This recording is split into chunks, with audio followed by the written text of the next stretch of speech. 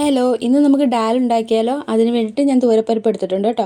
ഇതൊന്ന് കഴുകി വൃത്തിയാക്കിയിട്ട് കുക്കറിലേക്ക് ഇട്ട് കൊടുക്കാം. കുറച്ച് വെള്ളം ഒഴിച്ച് കൊടുത്തിട്ട് കുറച്ച് ഉപ്പും ചേർത്ത് 2-3 അല്ലി വെളുത്തുള്ളിയും കൂടി ഇട്ട് കൊടുക്കുന്നുണ്ട് കേട്ടോ. പിന്നെ കുക്കർ അടച്ച് ഒരു 3-4 വിസിൽ വരെ കേൾപ്പിച്ചെടുക്കാം. പിന്നെ നമ്മുടെ ചട്ടി അടുപ്പിലേക്ക് വെച്ചിട്ട് ചൂടായി വരുമ്പോഴത്തേക്കിനും വെളിച്ചെണ്ണ ഒഴിച്ച് കൊടുക്കുന്നുണ്ട്.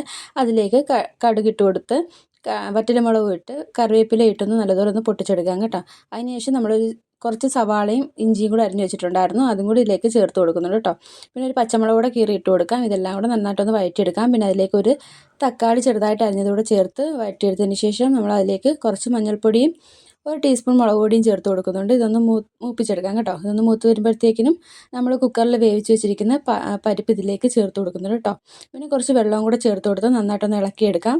പിന്നെ ആവശ്യത്തിന് ഉപ്പ് വേണമെങ്കിൽ കുറച്ചും കൂടി ചേർത്ത് കൊടുത്തിട്ട് നന്നായിട്ടൊന്ന് തിളപ്പിച്ചെടുക്കാം കേട്ടോ.